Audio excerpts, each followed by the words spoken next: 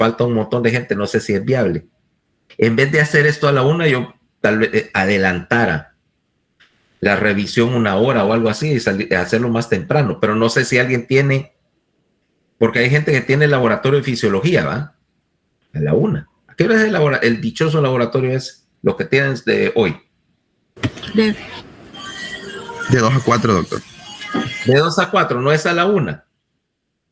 No, por eso hemos puesto a las personas que tenemos laboratorio de primero para entrar antes de las 2. Porque mira, tengo una idea de que eso se pudiera adelantar a las 12 y entonces les deja más margen, pero no sé si esa gente que está en la lista que tengo yo tiene algo que hacer a las 12, porque entonces no tiene sentido. ¿Eh?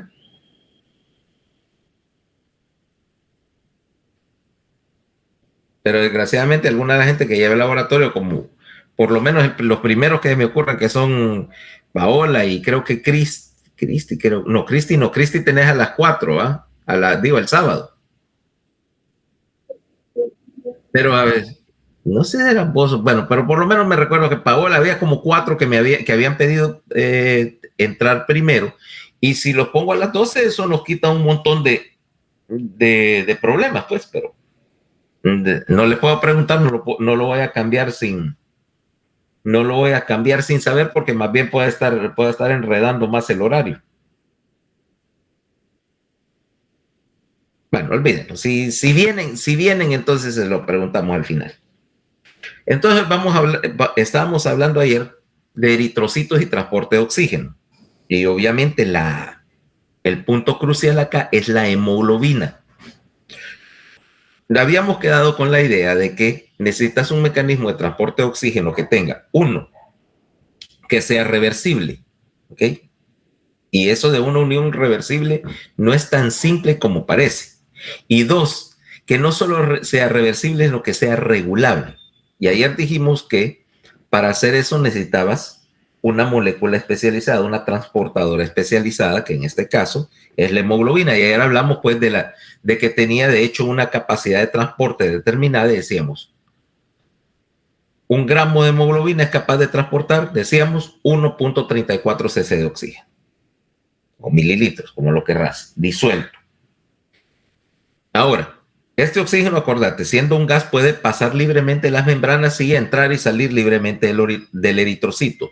Lo que tenés que ahora poder regular es la afinidad de la hemoglobina con el oxígeno. O sea, qué tan fácil, qué tan ávida es para capturarlo y qué tan fácil es para soltar el oxígeno. Para hacer esto, necesitas un tipo de compuesto especial, que es lo que llamamos un compuesto de coordinación, algo que se une débilmente, y fíjate, con énfasis, débilmente a una molécula de oxígeno. Y que como la unión es débil, la puedes soltar nuevamente. Bueno, ahí es donde entra el hecho de que tu molécula de hemoglobina, te vamos a compartir, es una combinación de un esqueleto, de una estructura proteínica y un anillo, que es donde realmente se fija la molécula de oxígeno. Voy a poner el compartidor de pantalla. No, este no es.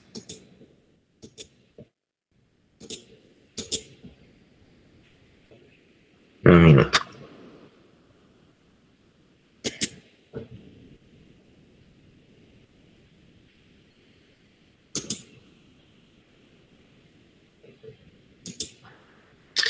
Entonces tengo esta situación, tengo un anillo. ¿Dónde está?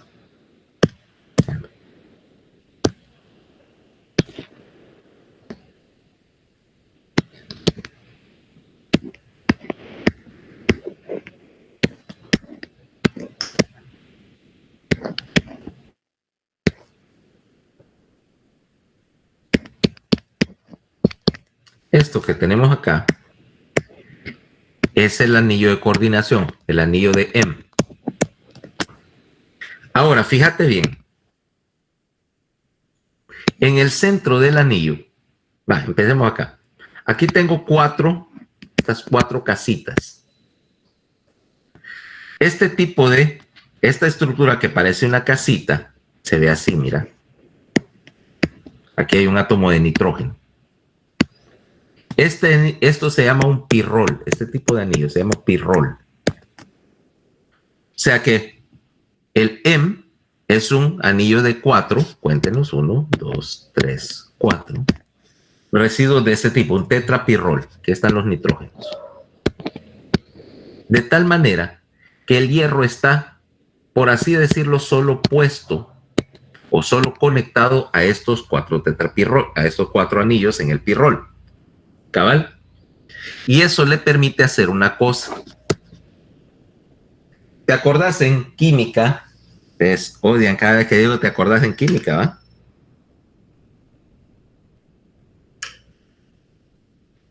En química. Sí. Ok. No de los topoillos que vendía la doctora Chessman, sino de algunos de los conceptos. Los topoillos son buenos, conste. Nunca llegué a probarlos. Porque se vendían tan rápido. Porque cuando no vendía los 2 meses que estuvimos ahí. Ah. Entonces, el hierro, si te recordás el concepto de valencia, hay 2 formas del hierro, +2 y +3, ¿ok? Férrico y ferroso. Ahora, normalmente el hierro está en uno solo, lo vas a encontrar en un estado de los 2, pero estos 2 pueden ser reversibles, o sea, moviendo un electrón de uno a otro. Entonces, si yo tengo una molécula donde el hierro puede oscilar entre los 2 estados, resulta que la afinidad por el oxígeno de los 2 estados es diferente. Si yo tengo el estado en un estado +3, lo puedo unir a oxígeno y se queda pegado. Pero cuando cambia el estado a férrico, el oxígeno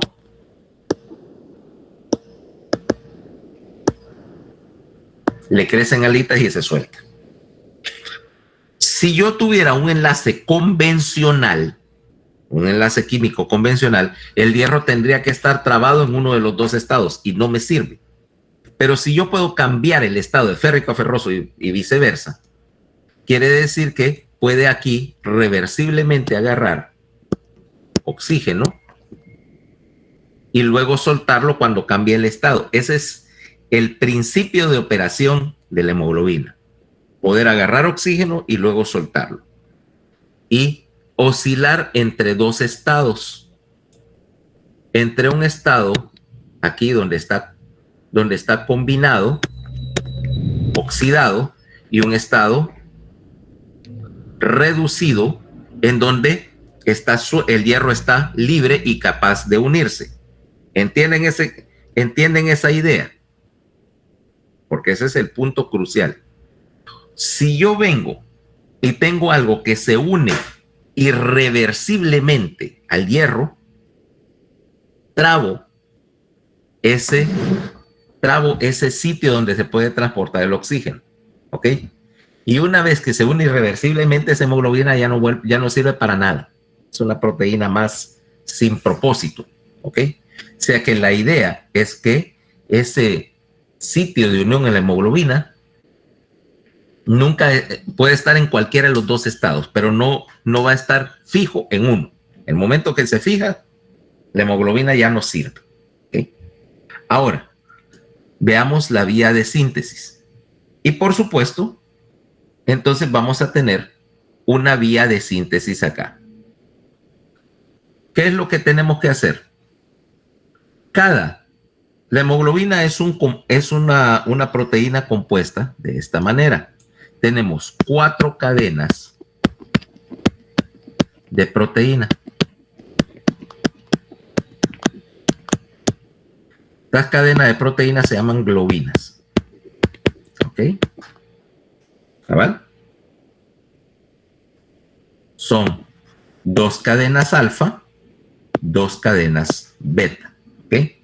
Que nosotros llamamos que la hemoglobina adulta, vemos, hemoglobina A, que es la que vamos a hablar, no nos vamos a meter con la hemoglobina fetal.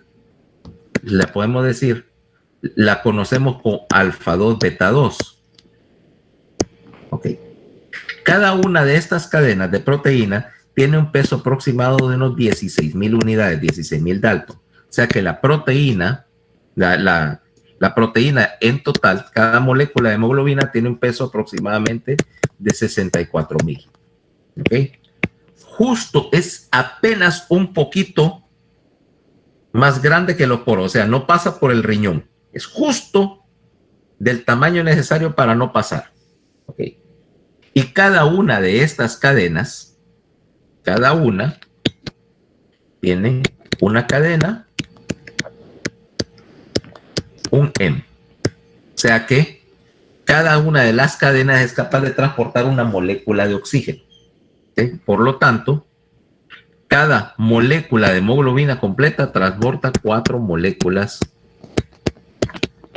de oxígeno. ¿Cabal? Simple, ¿va? Ahora,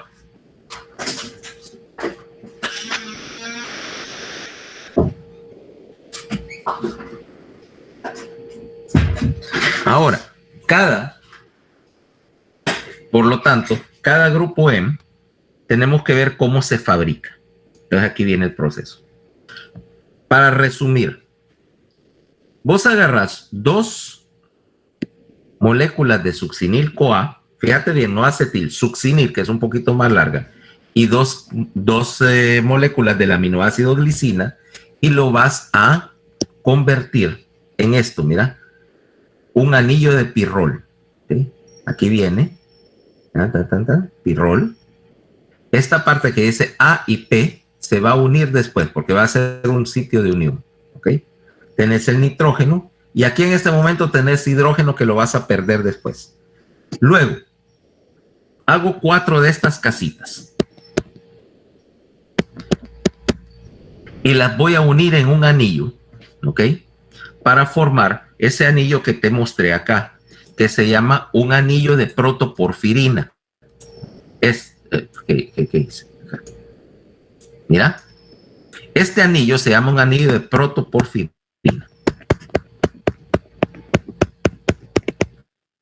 De hecho, esta es protoporfirina 9. ¿Ok? Armé el anillo, junté, decíamos, 2 succinil-CoA y 2 moléculas de glicina, hice 4, para hacer un anillo, hice 4 de estos anillitos, y 4 de estos anillitos de pirrol, y lo junté para hacer un anillo más grande de protoporfirina. ¿Cabal? Luego, la bioquímica, no me voy a meter con la bioquímica del asunto, ¿ok? Eso lo van a ver, espero, en bioquímica, la síntesis de M, ¿ok? La síntesis del M. Luego, la protoporfirina 9 tiene ahorita tiene un anillo y está así, mira.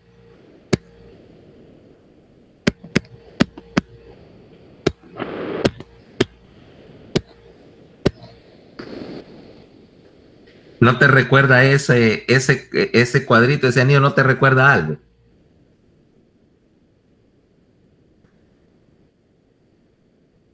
PlayStation. Se parece a los botoncitos del control de la PlayStation. No le daba forma. Esos son los botoncitos de la PlayStation, hombre. Ahora, tenés tu anillo acá. Y aquí está, mira, como dice, 4 sitios. Ahí es donde vas a meter tu átomo de hierro. Y la combinación de la protoporfirina y el hierro es el M.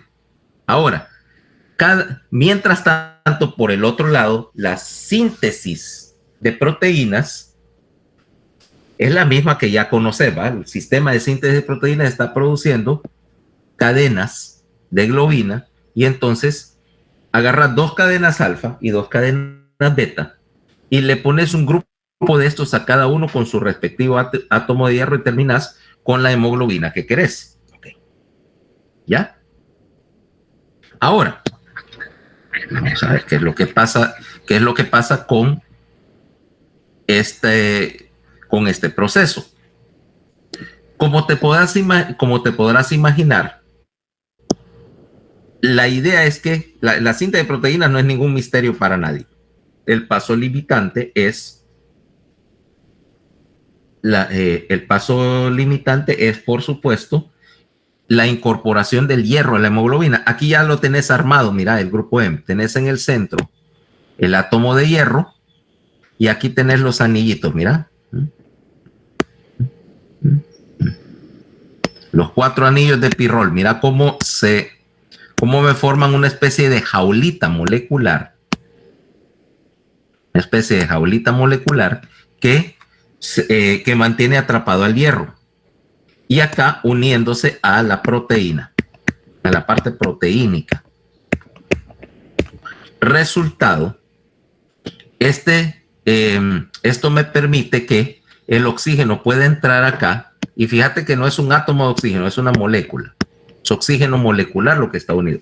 Y ese enlace es lo suficientemente débil como para que ese oxígeno se pueda conectar y desconectar a voluntad, vaya. O mediado por algo, que es más correcto decirlo acá. Ahora, esto es lo que este tipo de proteínas, ¿ok? Este tipo de proteínas con unión reversible para el oxígeno, no es la hemoglobina no es la única que hay, ¿ok? Vamos a aclarar eso. Esta es una, pero puedes utilizar otros átomos acá en vez de hierro, en otras especies obviamente. Puedes usar cobre, que es lo que tenés, por ejemplo, los insectos y los invertebrados usan cobre. Por eso es que la sangre de cangrejos o insectos es verde, porque el rojo es precisamente el color que te da el pigmento de la pigmentación del hierro. Otras usan manganeso, otras átomos parecidos o elementos parecidos. Aquí en nuestro caso, pues nos interesa que es hierro. Básicamente eso es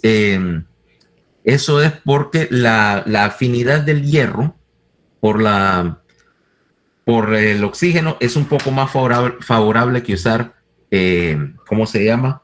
Que usar cobre u otros metales. Vale, pero me salgo del asunto ahora. Y este tipo de compuestos de coordinación, donde tenés hierro en un enlace débil y se puede unir reversiblemente a algo, lo vas a encontrar en un montón de enzimas.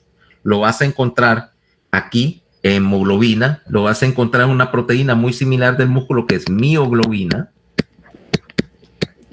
de la cual ya hablamos cuando hablábamos de la contracción muscular, que es un mecanismo para guardar oxígeno ahí en el músculo por un rato. No lo puedes guardar en forma de gas, lo guardas. La mayoría de las enzimas, las peroxidasas, por ejemplo, que sirven para fagocitosis, también entran en este tipo de, o tienen un anillo. Cuando veas una enzima, el sitio activo de la enzima muy probablemente tiene un catalizador metálico puesto acá, porque este es el verdadero catalizador. La excepción de esto, bueno, la oxidasa de citocromo lo es. Las enzimas de la cadena respiratoria generalmente tienen manganeso, pero de ahí básicamente es lo mismo. La mayor parte del hierro, ahora veamos, ya que el hierro es el factor límite acá para la producción de hemoglobina, o sea, producir proteína, puedes producir cualquier cantidad al día. El problema es encontrar y retener el hierro. Y en tu organismo, de los elementos menores, el hierro es el más común y vos tenés de 4 a 5 gramos de hierro en tu organismo. De este hierro, aproximadamente 65% del hierro, o sea, unos 3 y pico gramos en total, están formando parte de las moléculas de hemoglobina. 4% de esto está en el músculo como, vamos a abreviar hemoglobina, como mioglobina. 1% está en las demás enzimas. Y aproximadamente 30% es reserva. guardado en una proteína, guardado unido a una proteína para poderlo meter a la médula ósea y incorporarlo en caso de necesidad. O sea que vos tenés una reserva de hierro que anda alrededor de 1.3 a 1.6 gramos de hierro en todo momento, si tus reservas están llenas. ¿Okay? O sea que, por ejemplo, tomemos a una persona sana y que no tiene demanda excesiva de hierro. Por ejemplo, vamos a tomar un varón por razones obvias. Entonces vengo, por ejemplo, este que está aquí, y tiene suficiente aporte de hierro en la dieta. Es más, como no tengo suficiente hierro en la dieta, vaya, a falta de paletas o confites, me voy a empezar a chupar un tornillo, vaya, para garantizar que tengo suficiente hierro. Empiezo a masticar tornillos. Ese hierro de la dieta se va a absorber, obviamente, por las células intestinales y se guarda en las células intestinales. ¿Okay? Normalmente yo tengo una cantidad de hierro en las células intestinales que está absorbido a la célula, pero que no ha pasado a la circulación. ¿Ya?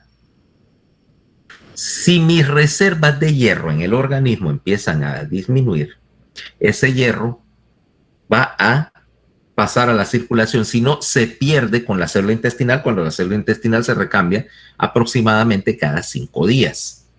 ¿Okay? Luego, mira qué es lo que sucede. Este hierro que es absorbido en el intestino delgado, fíjate, en condiciones normales pasaría y se une a esta proteína transportadora en el plasma, transferrina. Quiere decir que no vas a encontrar hierro flotando suelto en el plasma.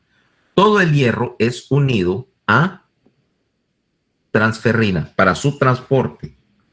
Si yo no utilizo el hierro, pierdo 0.6 miligramos al día. ¿Ok? Normalmente la absorción de hierro también es, en condiciones normales, 0.6 miligramos al día. O sea que en principio, yo que estoy en una condición de no estoy depletándome de hierro, fíjate, absorbo aproximadamente 0.6 miligramos diarios con los alimentos y ejerzo la misma cantidad, o sea, estoy en balance cero. Este hierro que está acá, tengo dos maneras de utilizarlo. Primero es que la transferrina lo transporte a la médula ósea, en donde lo incorporo como hemoglobina, ¿ya? Normalmente en los varones las pérdidas de hierro son negligibles, pero me vas a decir, bueno, y las mujeres con el ciclo menstrual, mira lo que pierden. 0.7 miligramos al día. Quiere decir que durante un ciclo menstrual vos perdés aproximadamente 3.5 a 4 miligramos de hierro al mes. No es una gran cantidad. O sea, con un ciclo menstrual normal, asumiendo que no hay un sangrado, no haya un sangrado patológico, no te puedes anemizar mientras tus ciclos menstruales sean normales y tu ingesta de hierro sea la fisiológica. O sea, no necesitas suplementos de hierro por el simple hecho de tener ciclos menstruales, primero. Y esta es la única pérdida fisiológica de sangre que tenés. O sea, no tendrías por qué sangrar por ningún lado, ¿no? Ahora, ¿qué es lo que pasa?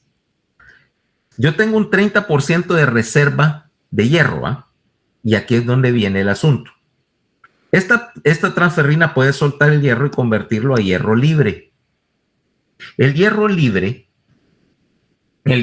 está en una muy pequeña cantidad porque inmediatamente que lo suelta la transferina, si no va a ser utilizado, se guarda como ferritina.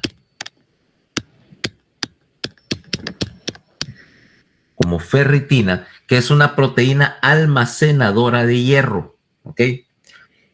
Vos no podés tener hierro suelto en la circulación. ¿Por qué? Porque es una molécula muy reactiva. Y si yo vengo y tengo hierro suelto por ahí, se puede ir a meter y se puede ir a combinar, por ejemplo, con otra molécula de hierro en una enzima y atascar la enzima. Puede unirse, qué sé yo, a otro ion, ¿no? Que en este caso a un ion fosfato, por ejemplo, hacer un compuesto insoluble de fosfato de hierro y depositarse en los vasos sanguíneos y en general hacer una serie de trastadas metabólicas. Por lo tanto, inmediatamente que la transferrina, que solo lo lleva de un lado a otro, lo suelta, si no lo agarras para fabricar algo, lo tenés que guardar en esa reserva y la reserva se llama ferritina. Ok. El exceso, ahora me vas a decir, ¿qué tal si yo absorbo o recibo más hierro del que puedo? Vaya, por ejemplo, tengo este caso. Viene y tomemos a una situación. Vaya, te voy a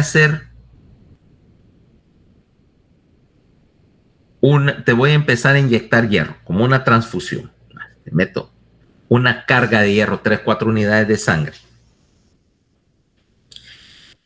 Y en realidad era más de lo que necesitabas. Y entonces ese hierro sobra.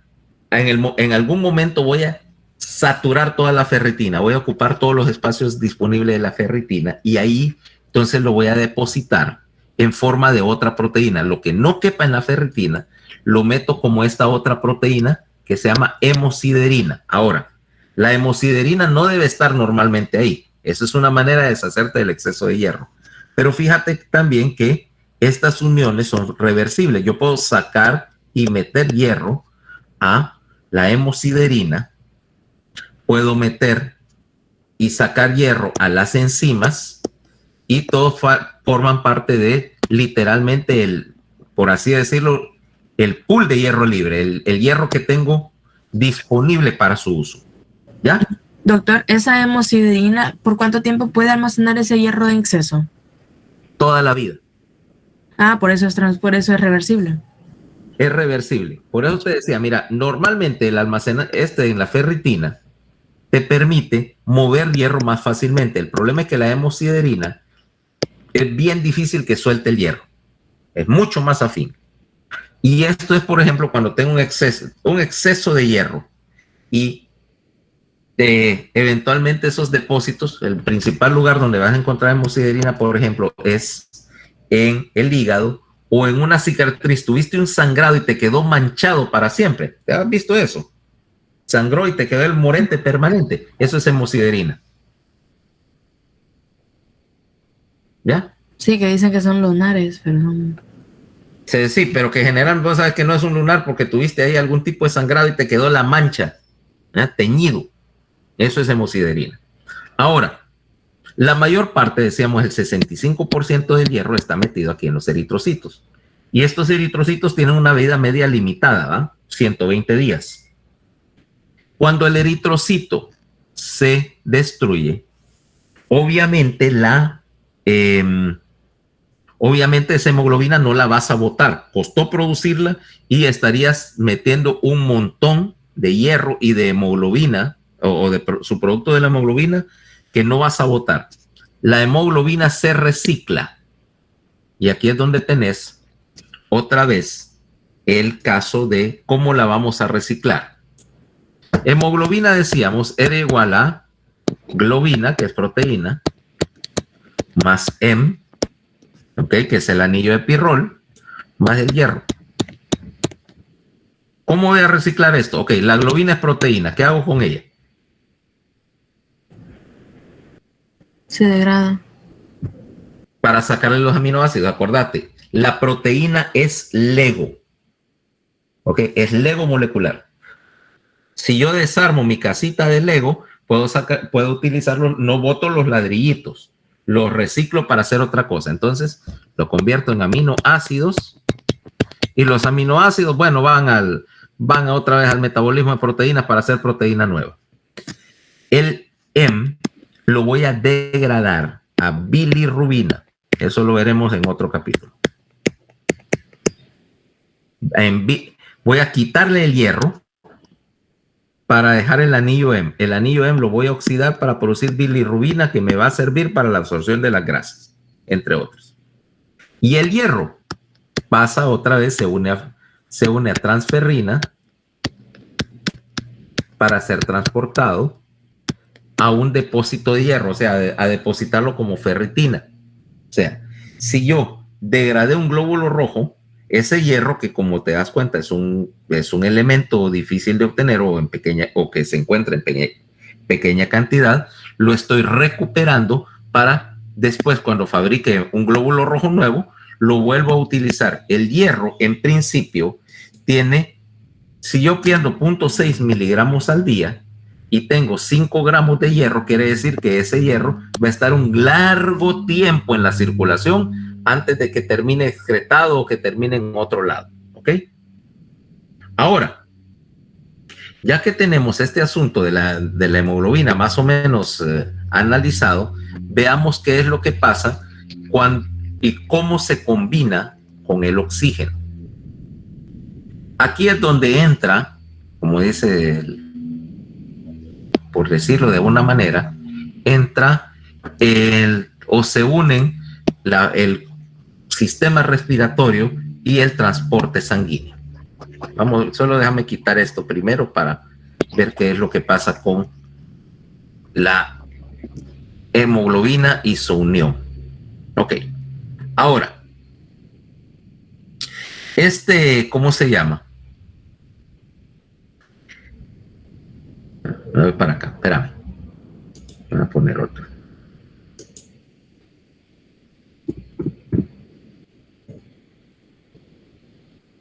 No.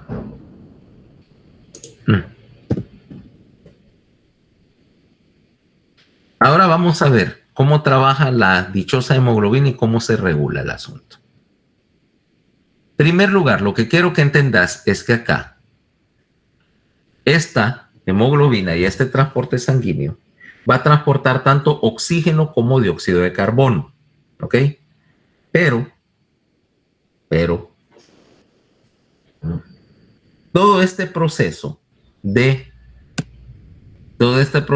unión acá de oxígeno y dióxido de carbono depende de dos cosas. Uno es pasivo.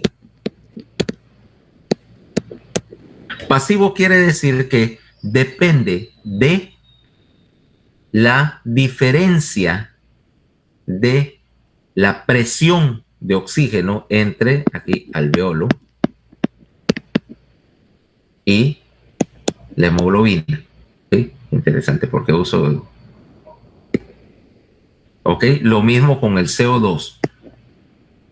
CO2 unido a la hemoglobina y aquí en el alveolo. Siempre va a ser siguiendo el gradiente de presión parcial. O para ponerlo en un término más técnico, sigue la ley de los ayotes. ¿Ok? Ahora, eso implica que yo tengo una diferencia de presión entre, fíjate bien, entre alveolo y sangre. Vamos a empezar primero con el oxígeno. Y una diferencia de presión, porque cuando llegue al tejido, lo mismo va a suceder. Tengo una diferencia de presión parcial de oxígeno, porque aquí hablamos de gases, no hablamos de concentración, sino de presión parcial. Una diferencia de presión parcial entre el oxígeno que está en el eritrocito y la célula del tejido donde vas, ponerle, llamarlo músculo, glándula, nervio, lo que sea. ¿Ok? O sea que vas a tender a difundir gas desde donde hay más presión parcial a donde hay menos. Y como es un gas,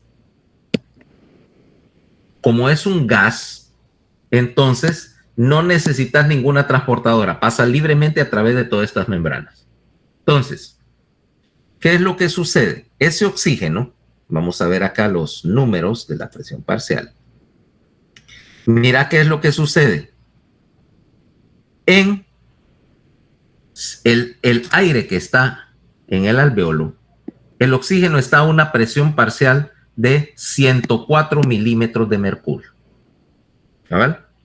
Mientras que en la hemoglobina, en este momento, la sangre que viene, ¿ok? Sangre que viene por las arterias pulmonares desoxigenada, la presión parcial de oxígeno va a ser mucho más baja, va a andar alrededor de 40 milímetros de mercurio. Obviamente 104 es más que 40, ¿va? Y el oxígeno va a difundir de el aire del alvéolo hacia la hemoglobina. Ese proceso de va a saturar la hemoglobina. Vamos a ver si te lo pongo acá. Después vamos a entrar en todo este detalle de presiones, pero ahorita lo que me interesa es el punto básico. Después tenemos que discutir este asunto. Vamos a ver qué es lo que sucede. Saturas, transporte de oxígeno. Ahora mira qué es lo que pasa. Como te decía, unido a la hemoglobina hay poco oxígeno. 140 milímetros de mercurio de presión. Y aquí hay 104 milímetros. Por lo tanto, el oxígeno va a fluir para acá. Resultado, la hemoglobina captura oxígeno hasta que ya no le cabe más. Eso se llama saturar la hemoglobina. ¿Ok? De hecho, el valor acá, esto es teórico, ¿ah? 104, porque nunca saturas completamente la hemoglobina y vas a hacer algo que se llama shunt pulmonar. Y en realidad, cuando salga de los pulmones, la sangre va a tener una presión de 95 milímetros de mercurio. Presión de oxígeno, presión arterial de oxígeno.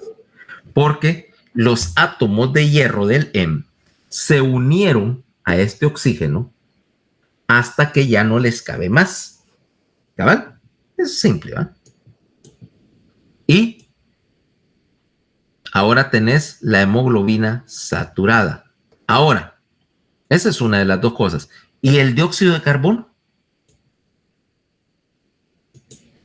¿Dónde viaja unido? Es un gas, ya lo sabemos. ¿En la hemoglobina? Sí, pero no unido al Hem. El Hem solo transporta oxígeno y de hecho, si vos utilizaras el grupo Hem para transportar dióxido de carbono, tendrías un problema. O transporta una cosa o transporta la otra. Entonces, el dióxido de carbono va disuelto en el eritrocito, unido a las cadenas de globina. Y se libera y se absorbe de los tejidos y se libera al gas del alvéolo, se libera y se absorbe independientemente del oxígeno. ¿Ok? Son dos procesos paralelos. Por lo tanto, ahora, si hay hay un pequeño truquito acá. La hemoglobina, cuando se une a dióxido de carbono, cambia ligeramente su unión al oxígeno, ligeramente. ¿Para qué? Ahora veamos un concepto. Si yo te dije que en principio esa hemoglobina que está entrando al alvéolo, al pulmón, casi no trae oxígeno porque soltó la mayor parte en los tejidos, que era lo que querías que hiciera, ¿cabal?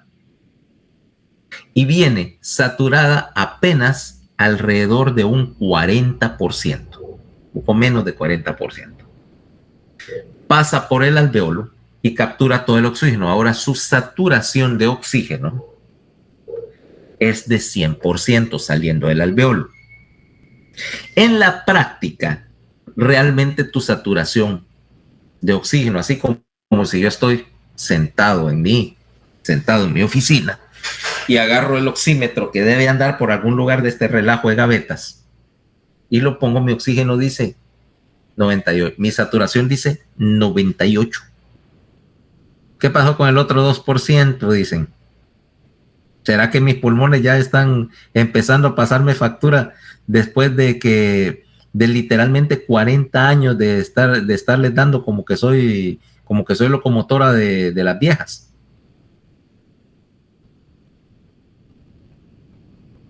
No canten victoria, mis pulmones todavía aguantan el resto del semestre. O sea que no se van a salvar de mí todavía.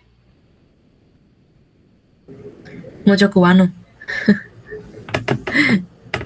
Sí, pero sí, y de paso que esos son terribles. ¿Has visto cigarrillo cubano? Sí. No me digas que intentas No, fui a República Dominicana de vacaciones y ahí habían unos. Ok, y eso que lo que viste fueron los de exportación. ¿Te puedes imaginar los de producción local? Sí, radiactivos. Mira, y te voy a explicar por qué son como son. Normalmente el tabaco que utilizas aquí para hacer cigarrillos es cultivado para hacer cigarrillos. Es una mezcla más suave, vaya, con menos nicotina y más suave en general. Mientras que en Cuba la industria principal es la fabricación de habanos y el tabaco que se cultiva es la variante más fuerte, más áspera que se utiliza para hacer habanos. Ahora, si nunca fuiste a Dominicana y viste cómo se hacía un puro. No, tampoco así. No fui a una fábrica. ¿Nunca fuiste a la fábrica? No. Porque generalmente las fábricas de puros tienen aquello que te dan un tour, vaya, para que veas el proceso de fabricación. Vos agarras un paquete de hojas seleccionado que se llama la tripa y lo compactás y luego agarras una hoja que es la envoltura del puro y lo van enrollando de una manera bien específica para ir haciéndolo un cilindro, ¿ok? Entonces, al final terminas con una cosa así larga, con dos puntas. Ese es un tipo de habano, se llaman torpedos, y con buen nombre. Pero generalmente en la fábrica lo que hacen es que agarran las dos puntitas y las cortan. La puntita esta que está acá le ponen una tapita y entonces queda el extremo redondo y aquí queda el extremo por donde lo encender, el extremo chato. Los dos puntas que sobraron no se botan, sino que se pican para hacer cigarrillos. Ahora, fíjate que estás haciendo un cigarrillo con tabaco de puro. O sea que va a ser violentamente potente. Ok.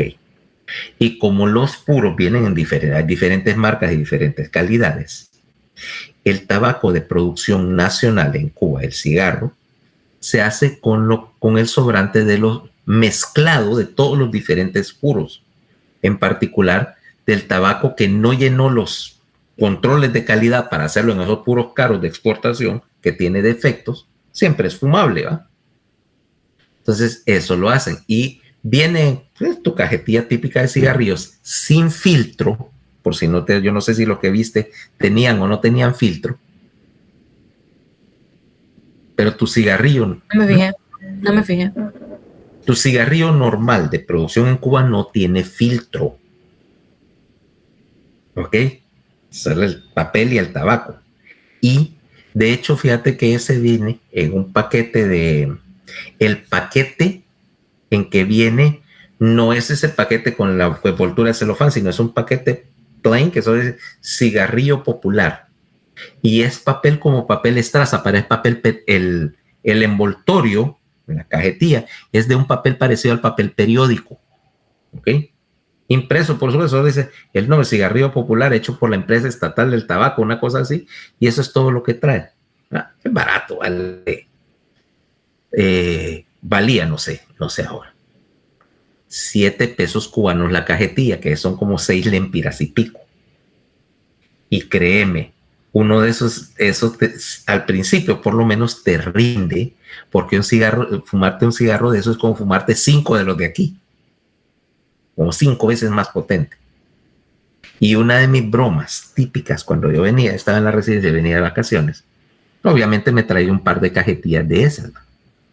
Entonces, típico, llegas del extranjero, tus amigos saben, hey, que no sé qué, que ya veniste de vacaciones, venite, que vamos a algún lado, ¿no? Clásico, ¿eh?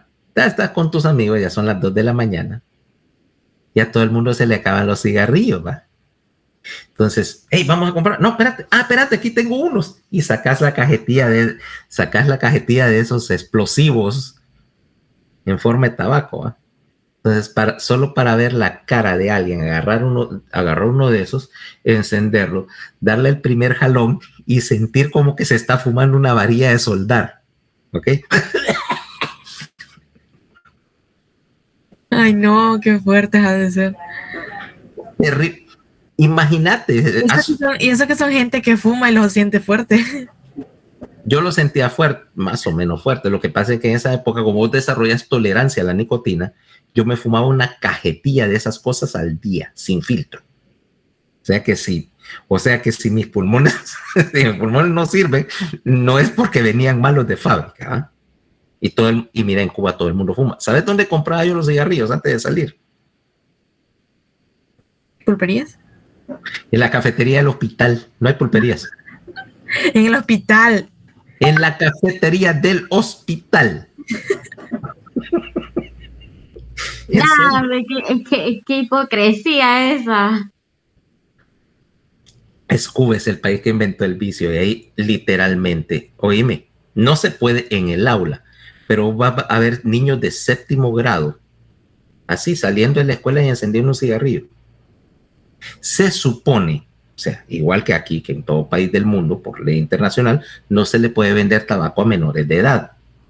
Pero como todo el mundo fuma en su casa, estos sencillamente agarraban cigarrillos le agarraban cigarrillos a los padres lo miran como allá se mira como muy normal, ¿ok? Y literalmente todo el mundo fuma como chimenea. La incidencia de cáncer de pulmón en esa isla es como 20 veces la de aquí, ¿ok? O sea, ahí todo el mundo, sí, en la cafetería del hospital, mira, costó no sé cuántos años, me contaban ellos, convencer a la gente que no fumara en el interior del cine, ¿va? Ya te imaginas. Y aquí en Honduras, fíjate que la gente fumaba en el cine, hasta cierto año que lo prohibieron, se podía fumar en el cine. Y vos entrabas al cine a ver una película y aunque no fumaras, salías como ahora entrar y salir de la disco, vaya. Era otra época. Pero allá sigue hasta hace poco, estoy hablando año 2000 y algo, es que prohibieron fumar en el cine. Y, bueno, lo que no ibas a ver en la consulta externa, en mi oficina, en la consulta externa allá del hospital, lo primero que veías era un montón de ceniceros, ¿ok? Y no digo para los pacientes. Es más, en mi servicio, los ceniceros sí se destacaban por ser especiales. ¿Qué crees que usábamos? Algunos guantes, mascarillas, no sé. No, para echar las cenizas del cigarro, ¿en qué crees que le echábamos? En un pato. En neurocirugía, ¿qué crees que son los ceniceros? No sé. Lo que te imaginarías. Cráneos. No. No, en serio. Ese chiste de que tiene un cráneo de cenicero no es un chiste, sí. Mira. Lo inventaron en Cuba, el chiste. Lo inventaron en Cuba probablemente. Y fíjate que mi favorito, que era el legendario, era el cráneo de un paciente que, pieza de autopsia, por supuesto, que tenía una enfermedad que se llama enfermedad de Payet del hueso, que es el hueso hipertrófico. La bóveda craneana era de este grueso. Era literalmente, parece una piedra así, mira, puro hueso sólido. Entonces, eso eran los ceniceros. Y mi jefe, mi profesor, él fumaba puros. Ok, ahora, tenía uno de esos escritores. Yo estuve en un hospital muy antiguo, ok, y la consulta externa era la parte moderna del hospital y había sido creada en 1939. Ya te imaginas, todo era antiguo. Y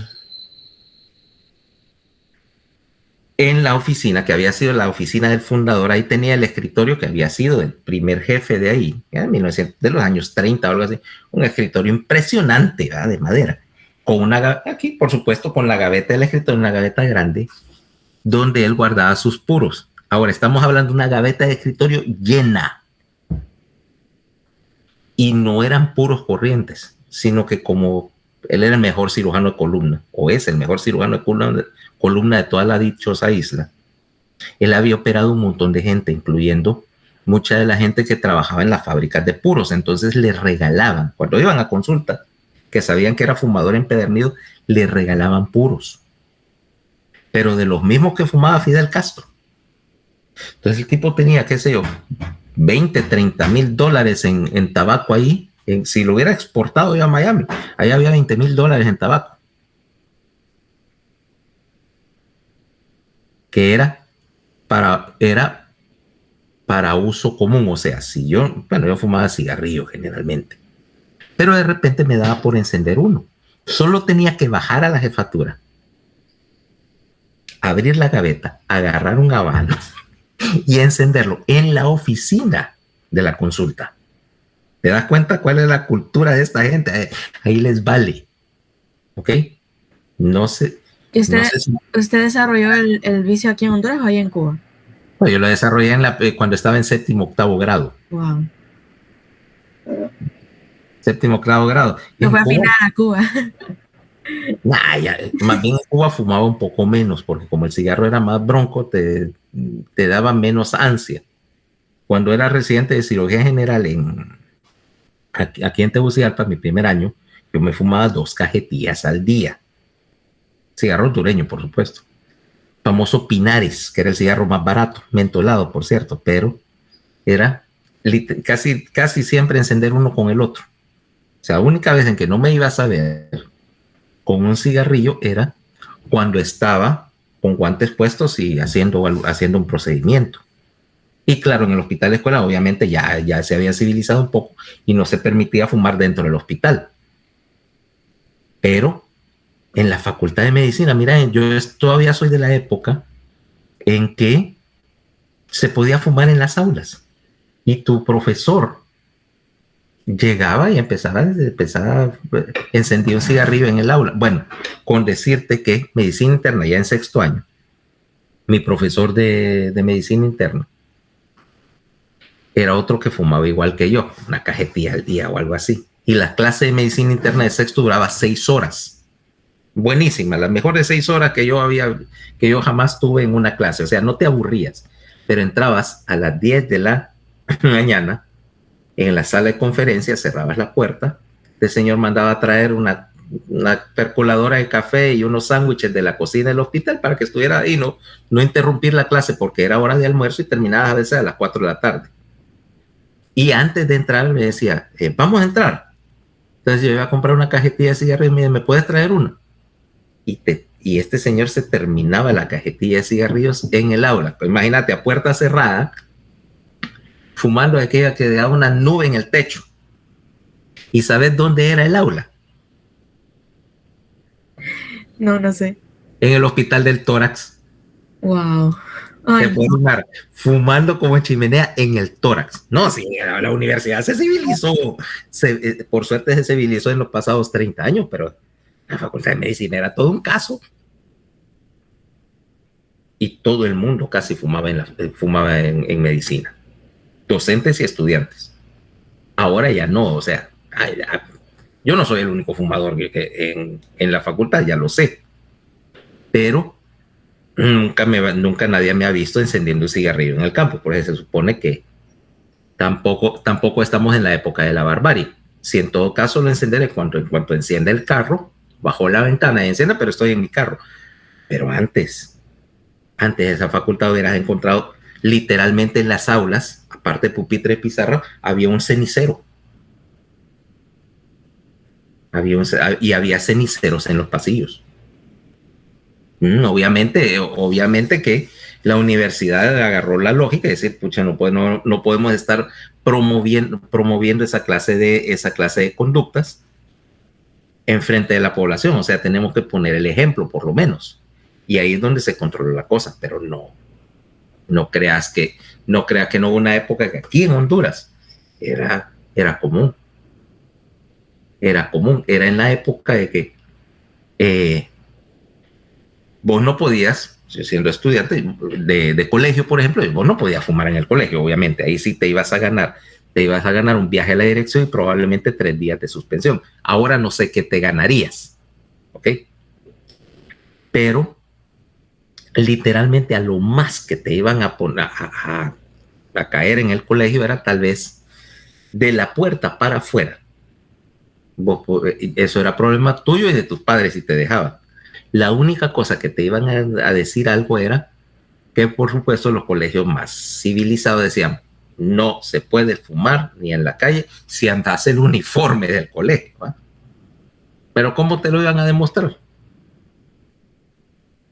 Ya me entendés cuál es el punto. Pero ahí en los colegios públicos, yo no creo que nadie que en un colegio público fuera a decirle algo a un alumno por andar fumando, por lo menos no un alumno ya de bachillerato. No era otra cultura, ¿me entiendes? Ya cosas que ahora, pues por lógica, ya no pasan. Pero bueno, vamos a la saturación. Entonces, si yo paso esta sangre y paso por el oxímetro y me doy cuenta que mi saturación es de 98%, porque hay algo que se llama shunt, ¿ok? Shunt es que vos tenés un poco de sangre que no se oxigena, ¿ok? Ya sea porque pasa por capilares que no están ventilados o porque se mezcla la circulación bronquial que no oxigena con la circulación alveolar, que sí pasó por el alveolo, y eso me baja un poco la saturación, me baja 2%, 3%. Y eso entonces la sangre que está entrando al ventrículo izquierdo, en el corazón, puedes decir que es sangre mixta, ¿vale? Pero 2% mixta y el 98% es suficientemente bueno. Ahora, esa quiere decir que en ese momento la hemoglobina está saturada al 97%. O sea, y de hecho, va a haber, vaya, y dicho antes que alguien pregunte, y el plasma no puede capturar oxígeno, disolverse, ya que es un gas, disolverse un poco de oxígeno en el plasma.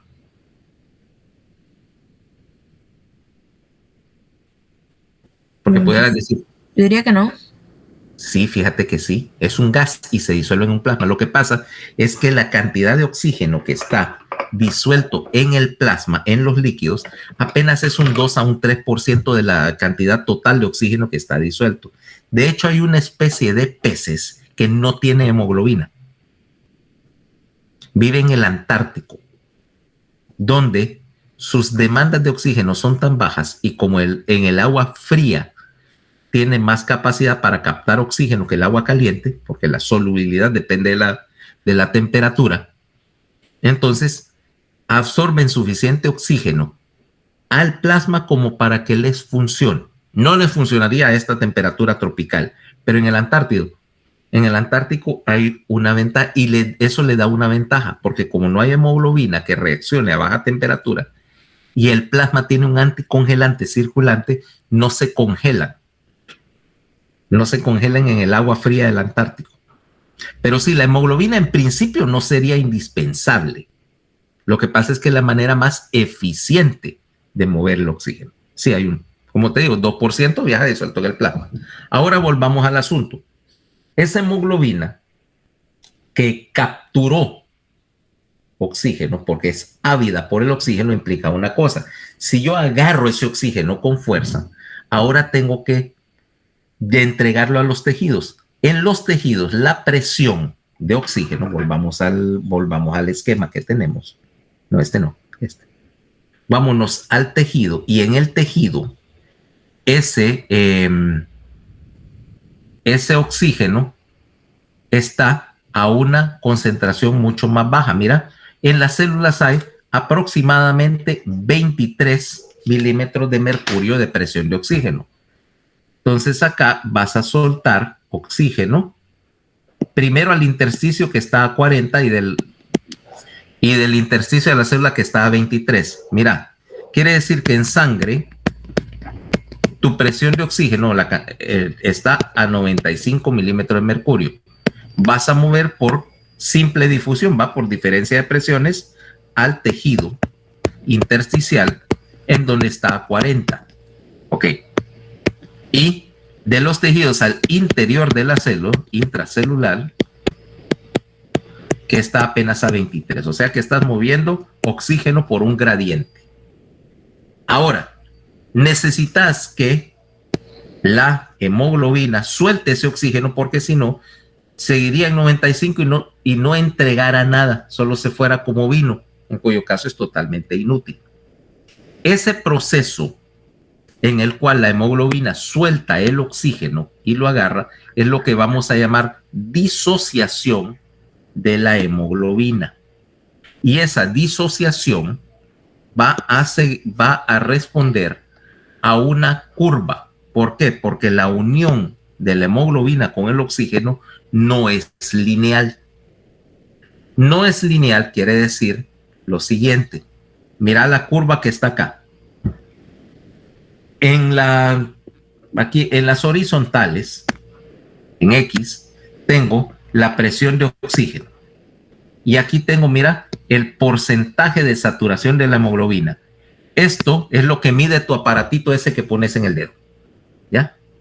Y esto, la presión de oxígeno en sangre, lo puedes medir también. Tomas una muestra de gases arteriales y una máquina, un gasómetro, te da este valor. ¿Ok? ¿Tienen gasómetro, Carlos Daniel, tienen gasómetro ahí en Paz Barahona, por cierto? No. Aquí no, doctor, en el Catarino sí había uno. Sí, en el Catarino sí hay uno. Casi siempre está roto el desgraciado, por cierto. Y esa es una de las máquinas más esenciales, porque... Sí, lo que pasa es que a veces meten pruebas con coágulo, entonces le taponan la máquina y pasa descalibrándose. Ah, sí. En general, eso vos sabés mejor que yo incluso, que eso pues tiene que tener una calibración y un control de calidad y todo eso. Y efectivamente, meten una muestra mala, bloquean el aparato, hay que recalibrar, hay que estar de todos los máquinas para sangre, esa tal vez es la que requiere más escrúpulo para tenerlo todo limpio, todo bien ajustado, y ahí en el Catarino, pues como que no le paran bola suficiente, entonces pasa roto y es súper necesaria cuando estás manejando pacientes críticos. Es que el problema es que todas las máquinas son bien viejas, doctor, la verdad. Así es que fregaba cuando eran nuevas. Lo que pasa es que obviamente una máquina nueva te va a durar porque está nueva, pero si no la cuidas, prontamente va a empezar a fallar. Y si está vieja y mal cuidada, básicamente de una receta para que la cuestión no sirva. ¿Ok? Y una máquina, es más, fíjate que es menos peligrosa cuando no sirve, cuando no está trabajando. ¿Sabes por qué, va? Sí, por los errores que puede tener estando buena, pero están funcionando, pero trabajan de mala manera. Correcto. Y eso es mucho más grave. Acordate una cosa, es como la vieja pregunta, ¿qué es más preciso? ¿Un reloj que no camina o un reloj que atrasa y adelanta? ¿Cuál es más correcto? Un reloj que no camina. Uno que no camina, porque por lo menos 2 veces al día va a dar la hora correcta. Un reloj que atrasa y adelanta nunca da la hora correcta. Y ese es el principio también con la máquina de laboratorio. Si no es precisa, es peor. Mejor decir que no funciona porque te manda un error. Vos te crees, vos como médico que está en la sala y no sabe eso, te crees ¿cómo se llama? Te crees el resultado y te lleva por el camino equivocado y te vas a meter en un macaneo. ¿Okay? Entonces, veamos esta curva de disociación. Mira, en condiciones normales, como te dije, tu presión de oxígeno en sangre anda alrededor de 95. ¿Correcto? Lo acabamos de decir. Si vemos acá, mira dónde está la saturación de hemoglobina en la sangre que está saliendo de los pulmones. Alrededor del 97%. Vos podés llegar a 100%, ¿ok? Bajo ciertas circunstancias excepcionales, o si yo empiezo a aumentar la presión de oxígeno disponible, dándote oxígeno adicional. Mientras que la presión que está en los tejidos, te dije, la presión de oxígeno anda alrededor de 40. Por lo tanto, la saturación de oxígeno de la sangre que está retornando anda alrededor del 70%. ¿Ok? Incluso, si vos necesitas más oxígeno, por ejemplo, estás en una situación de gran demanda de oxígeno metabólica, sencillamente vas a extraer más oxígeno de la hemoglobina y puede que tu presión de oxígeno ande en 25 y mira, tu saturación ande apenas en 40%. Si tu saturación venosa anda acá, se representa el hecho de que vos extrajiste oxígeno de la hemoglobina para entregarlo en los tejidos. Ahora, esta disociación de la hemoglobina, y fíjate bien, importante desde ahorita, lo vamos a ver después, pero el rango mínimo de oxigenación de la normal para la sangre anda alrededor de 90% y una presión de oxígeno de 80, ¿ok? Si baja por debajo de esto, ahí hay un problema de oxigenación, ¿ok? Hay un problema de captura de oxígeno. Ahora, ves que la curva, de hecho, no es así, no es una línea recta, es una curva. Esta curva se llama curva de sucesión de oxígeno a hemoglobina, y es precisamente lo que hace regulable la entrega de oxígeno, es que yo puedo movilizar esta curva. Y entonces, en vez de tener esta que es normal, pudiera tener la misma curva, pero puesta aquí, mira. O la pudiera tener aquí. O sea, la posición de la curva, puedo cambiarla. Cuando yo cambie la posición de la curva, quiere decir que para una presión sanguínea de oxígeno X, voy a tener un valor de saturación que es diferente. O sea, una entrega y una afinidad por el oxígeno diferente. Ese desplazamiento de la curva es lo que me permite que yo ajuste la entrega de oxígeno en dependencia de los requisitos del tejido, ¿ok? Lo que hace a la hemoglobina regulable, ¿ok? Que es una gran ventaja. ¿Por qué? Porque ahí es donde viene el principio de por qué no puedo utilizar sencillamente dilución de oxígeno en el plasma para entregar oxígeno a los tejidos. Una de las razones es porque esa dilución no es controlable y esto sí. Ahora, ¿cómo controlo la hemoglobina? Vamos a decir que si yo agarro esta curva y la voy a poner en azul y la voy a poner, fíjate, a la derecha, lo moví a la derecha. Ahora, ¿qué pasa? Para una saturación X, vaya, por ejemplo, acá, vamos a poner el valor en la curva roja, que es la normal. Y vos decís, presión de oxígeno en sangre de 60 milímetros de mercurio y la saturación es del 90%. Pero en la curva que hice en azul, o sea, que moví, que corría hacia la derecha, una presión de oxígeno de 60 corresponde apenas a una saturación del 70%. O sea, está menos saturada. Saturación es lo mismo que decir cuánta oxígeno, cuánto porcentaje de la hemoglobina que está reteniendo, que está agarrando el oxígeno. Ahora lo que hice fue, cuando moví la curva a la derecha, que hice que la hemoglobina disminuya su afinidad. Cuando yo disminuyo la afinidad de la hemoglobina, quiere decir que esta va a ser más propensa a deshacerse del oxígeno, lo cual me interesa porque en el tejido, si yo hago la hemoglobina menos afín, esa hemoglobina va a soltar su oxígeno en los tejidos, que es donde eventualmente lo necesito. ¿Okay? Y ahora lo que pudiera hacer es lo siguiente. ¿Qué te parece si yo muevo la curva en el sentido contrario? Lo muevo hacia la izquierda. Muevo la curva aquí. Mira, vamos a poner. Moví la curva a la izquierda. Ahora, a una presión más baja de oxígeno, la saturación aumentó. Mira, antes 70% de saturación me correspondía con una presión de 40. Ahora, con apenas 10 milímetros de mercurio y oxígeno, ya tengo la hemoglobina saturada. La hice más afín. Captura el oxígeno con más avidez y quiere retenerlo, o sea, hace todo lo posible por no soltar. Entonces, ¿qué tal si yo puedo hacerlo este truquito metabólico?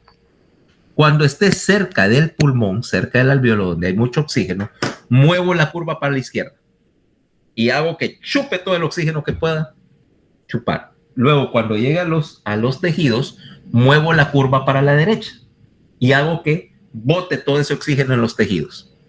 ¿Qué tal? ¿Te parece una estrategia buena? Sí. Ahora, ¿cómo lo hacemos? Y entonces resulta que hay una serie de factores que me mueven la curva de saturación de la hemoglobina. Y aquí está, mira.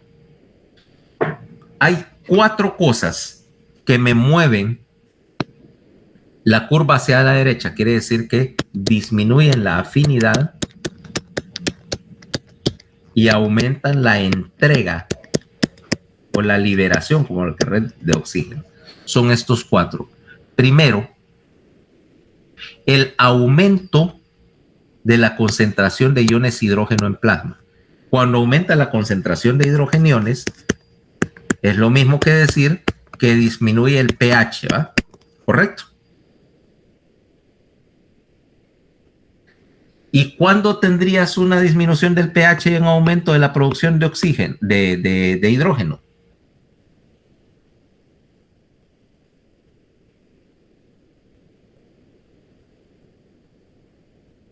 ¿Cuándo vas a empezar a producir un relajo de ácido?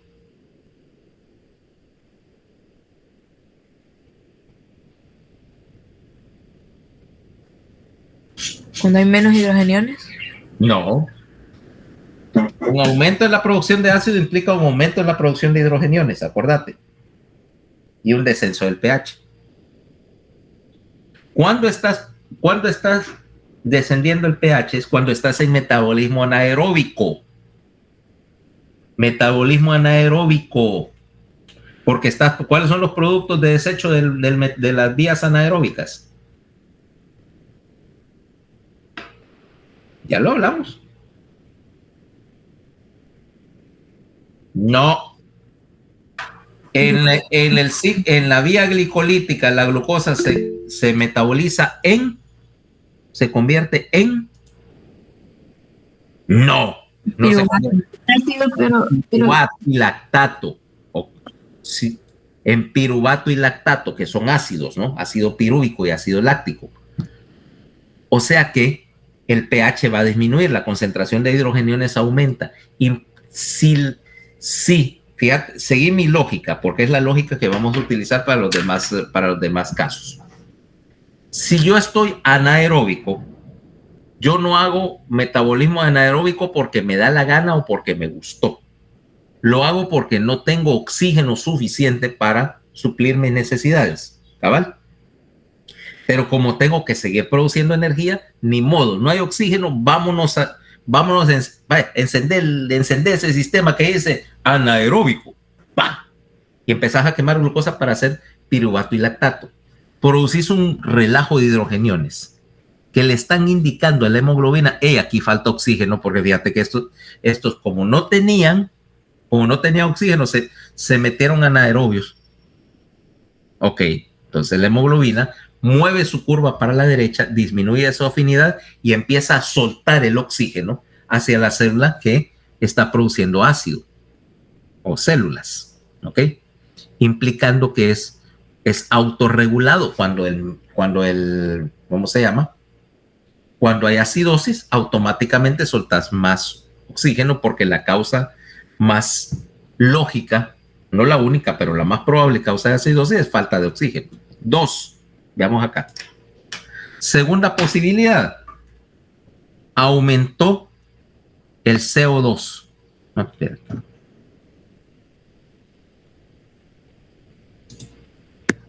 Segunda causa que me hace soltar más oxígeno, que me baja la afinidad, aumento del CO2.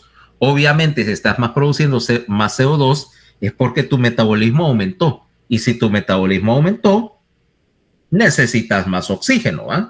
Resultado, mueva la curva para la derecha. Tercero, aumento de la temperatura. Cuando la temperatura aumenta, pasan dos cosas. Primero, aumento de la temperatura, generalmente la primera razón es el metabolismo también aumentó, pues estás produciendo más calor, tenés más consumo de energía. Y dos, porque las reacciones, las enzimas y todo el equilibrio bioquímico que tenés dentro de la célula está normalmente hecho para que trabajes a 37 grados, pero si la temperatura aumenta, esto implica que vas a modificar las condiciones de la reacción y vas a necesitar más oxígeno. ¿Necesitas más oxígeno? Entrega más oxígeno. Por último, este cuarto, aumento de los niveles de una sustancia que se llama 2,3 difosfoglicerato. O también ácido 2,3 difosfoglicérico. Ahora, ¿qué diablos es eso? ¿De dónde sale? El difosfoglicerato es un intermediario de las vías de los carbohidratos. O sea, vos venís y vas a, ¿cómo es? La vía es así, acordate. Glucosa a glucosa a glucosa 6-fosfato, ¿correcto? Glucosa 6-fosfato a fructosa 1,6-difosfato. Fructosa 1,6-difosfato se parte en dos. Estamos hablando de la vía anaeróbica. ¿Te está sonando eso? ¿Ya lo vieron en bioquímica? Lo estamos viendo. Ok. Y uno de los intermediarios, y entonces fructosa 1,6-difosfato se va a partir a ácido fosfoglicérico, a dos moléculas de ácido fosfoglicérico. Fructosa tiene 6 carbonos en la estructura y 2 fosfatos. Partirlo por la mitad y entonces tengo glicerol, o sea, una cadena de glicerol y un fosfato pegado en cada una de las dos mitades, ácido fosfoglicérico. Cuando quiere decir que vos estás produciendo ácido 2-fosfoglicérico y le metes otro fosfato para convertirlo en difosfoglicerato. Quiere decir que la producción de 2,3-difosfoglicerato es un medidor de que estás haciendo glicólisis anaeróbica también, ¿ok? O sea que necesitas más oxígeno porque no deberías estar produciendo tanto difosfoglicerato si tuvieras suficiente oxígeno disponible. Resultado, también me mueve la curva a la derecha. Entonces, ¿qué quiere decir todo esto en términos cortos? Desplazar la curva a la derecha de la curva de disociación implica que la afinidad para el oxígeno disminuye y la entrega de oxígeno es mayor, o sea, la hemoglobina suelta el oxígeno. Desplazar la curva hacia la izquierda es lo contrario, aumenta la afinidad de la hemoglobina y entonces tiende a captar más oxígeno, pero tiende a quererlo retener, no lo quiere soltar. Entonces lo que haces es que en el pulmón desplazas la curva hacia la izquierda y es fácil, ¿por qué? Porque en el pulmón no hay metabolismo anaeróbico, obviamente hay oxígeno por todos lados, o sea que este disminuye. Número 2, el CO2 disminuye un montón, o sea, todo el dióxido de carbono se está yendo por los alveolos y por lo tanto la curva se mueve para la izquierda. Resultado, la hemoglobina chupa todo el oxígeno que puede antes de salir del pulmón, ¿ok?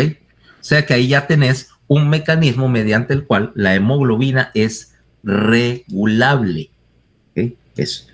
Cambia su afinidad para el oxígeno de acuerdo a donde estés. Ahí ves. Ahora veamos cómo transporta de dióxido de carbono, ¿va? Que era la otra parte de la hemoglobina. Y aquí es lo que tenemos. Ves que en ningún momento aquí estamos hablando de CO2, y ves que en ningún momento estás transportando unido nada al M. Lo único que se une al M o que debe unirse al M es oxígeno. Cualquier otra cosa que se una al M te va a matar. Por ejemplo, ¿por qué el monóxido de carbono te mata?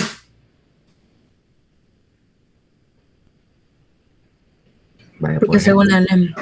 Porque se une al M en forma irreversible. Y una vez que se unió, ya no se va a soltar. Resultado, conforme vayas inutilizando todas las moléculas de M, vas a terminar con un montón de hemoglobina, pero esa hemoglobina no sirve, no transporta oxígeno. Resultado, aunque tengas toda la hemoglobina que querrás y todo el oxígeno que pudiera haber después, ya no puedes transportar oxígeno y te morís por falta de oxígeno. Pero esa hemoglobina que no sirve se recambiaría a los 120 días, ¿no? Mira, lo que pasa es que el monóxido de carbono es irreversible, pero no es totalmente irreversible. Vos puedes hacer inhibición competitiva y meterle y desplazar el monóxido de carbono de la hemoglobina agregando una cantidad masiva de oxígeno, o sea, aumentando tanto la presión de oxígeno que desplazar el monóxido de carbono. Pero para eso necesitas darle oxígeno al 100% y preferentemente en una cámara hiperbárica para que haya tanto oxígeno que eventualmente la ves en monóxido de carbono. Si no pudieras hacerlo, o sea, si no tuvieras un oxígeno suplementario, tendrías que esperar los 120 días, cosa que esencialmente estás frito, ¿va? Ahora, como te decía, porque la otra manera sería cambiar la hemoglobina y hacerle una transfusión de recambio, sacarle toda la sangre y reemplazarse por glóbulos rojos nuevos, frescos, que no estén envenenados. O sea, ¿okay? Igual, cualquier sustancia que compite por el M, o sea, cualquier sustancia que puede sustituir al oxígeno en el M, envenena la hemoglobina. ¿Okay? Ese es el principio. Algunas son, como el monóxido de carbono, más problemáticas porque son esencialmente irreversibles, y otras son reversibles y puedes mejorar la situación sustituyéndolas porque son competidoras. Entonces, si metes más oxígeno, o sea, le pones una máscara 100% de oxígeno y competís, tenés suficiente oxígeno para que vaya empujando a lo que envenenó la hemoglobina para afuera. ¿Ok? Pero el principio es el mismo. Ahora, el CO2 no compite por el M. Va separado. Mira cómo viaja. Dentro del glóbulo rojo, 7% va disuelto. Acordate, es un gas, se puede disolver. 23% viaja unido a las cadenas de globina, que es lo que tenés acá. Mira, hemoglobina más CO2 es lo que llamamos carbamino hemoglobina, en el cual el CO2 está unido a los residuos de amino de los aminoácidos, ¿ok? Pero la mayor parte del dióxido de carbono viaja, mira, en forma de bicarbonato, disuelto como bicarbonato. ¿Por qué? Este CO2, mira lo que pasa. Bien, anda en el plasma. Se mete por simple difusión al glóbulo rojo. Y ahí, esta reacción que ya conoces, mira, anidrasa carbónica, ya te la sabes, ¿va? Ya te la sabes. Sí. Anhidrasa carbónica. ¿Qué te dice, va?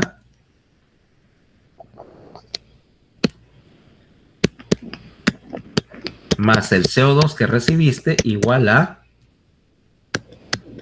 ácido carbónico. Y el ácido carbónico es igual a un hidrogenión que se une a la hemoglobina, mira, más un ion bicarbonato que puede viajar disuelto en el plasma o en el mismo, ¿cómo se llama? en el mismo, ¿cómo se llama? Glóbulo rojo. Lo importante es que acá el CO2 se unió con agua y se convirtió en bicarbonato y un protón. El protón se unió a la hemoglobina y tenés hemoglobina reducida, ¿va? Protonada.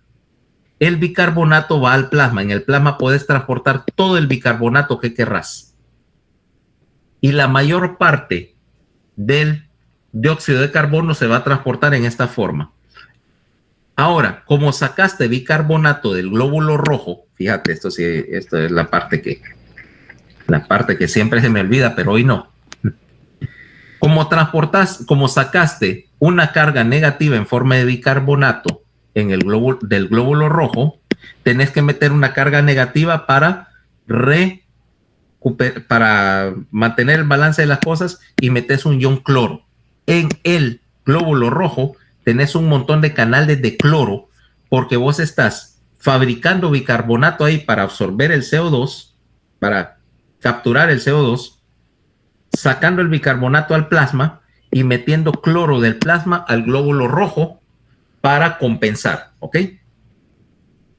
Me expliqué. Entonces, en resumen, transporte de dióxido de carbono, 7% disuelto como dióxido de carbono, como gas, 23% unido como carbamino hemoglobina a los residuos amino de las cadenas proteínicas de la hemoglobina y 70% en forma de bicarbonato, en el cual agarras el dióxido de carbono, lo combinas con agua dentro del eritrocito que tiene la anidrasa para fabricar bicarbonato que se va al plasma, que es súper soluble, intercambiado por cloro, y el protón lo vas a unir a la hemoglobina para hacer hemoglobina protonada o hemoglobina reducida. Resultado, en ningún momento involucraste al grupo M y por lo tanto el transporte de dióxido de carbono no interfiere con el transporte de oxígeno. Ahora, ¿te acordás lo que te dije que que el dióxido de carbono modificaba el transporte de oxígeno en una pequeña cantidad? Y es porque cuando vos fabricas carbamino hemoglobina, o sea que unís el CO2 a las cadenas de globina, desplazás la curva a la derecha. ¿Ok? Esto se llama efecto Haldane.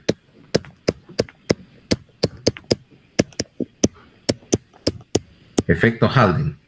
Cuando las concentraciones de dióxido de carbono en sangre y por lo tanto en el eritrocito aumentan, la hemoglobina libera más oxígeno, porque asume que ese aumento en las concentraciones de CO2 es producto de que aumentaste el metabolismo y que necesitas más oxígeno para mantenerlo. ¿Ok? ¿Preguntas? Yo tenía una, doctor. Okay. Estábamos hablando, cuando hablaba sobre el gradiente de presiones que sigue los glóbulos rojos para el oxígeno, en ese caso que decía que iba desde 95 a 40 a 23, ya cuando llegaba a los tejidos. Para el CO2, trabajaría, supongo que en el gradiente al revés, pero en el plasma, no en el... En el plasma y en general. Mira, para ponértelo así, la presión de CO2 en la célula es de 46. En el plasma es de 45 y se equilibra con el glóbulo rojo, donde es de 45 también, y en el alveolo es de 40. Y vos me decís, pero ¿por qué cómo funciona esto con una diferencia tan poquita, de 46 a 45, y sin embargo el CO2 se mueve? Debería moverse muy lento. Pero lo que pasa es que el CO2 es mucho más soluble, se difunde mucho más que el oxígeno. El oxígeno es relativamente resistente a que lo movas, pero el CO2 sí entra y sale libremente.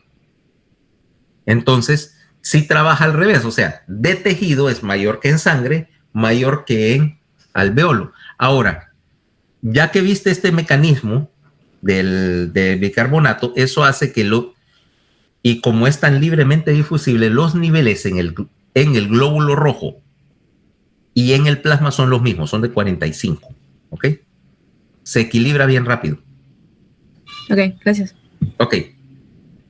Entonces, el lunes empezamos a ver, vamos a ver, inmunidad, ¿ok? Respuesta inmune. ¿Chaval? ¿Preguntas? Listo, doctor. Aparte, listo. Bueno, entonces. Doctor. Ajá. Permiso, no, solo le quería preguntar si me puede regalar 5 minutos cuando terminemos para hacer una consulta. Para todos los demás, la revisión entonces que sea a la 1 en el tercer piso del edificio 6, donde están los cubículos de los docentes, ahí voy a estar, ¿ok? Comuníquenle a los demás, yo lo voy a poner por WhatsApp. Lo voy a poner por WhatsApp. Pero para que sepan ahí, se ponen ordenaditos afuera para que no los vaya a regañar la secretaria, y yo lo que voy a hacer es que voy a pasar al primero, contesta, revisa su examen y él va a decir, llame al segundo, y así uno por uno, ¿vale? Entonces a la 1 ahí listos para terminar esto rápido, ¿ok? Está bien, doctor, gracias. Bye. Muchas gracias, feliz día.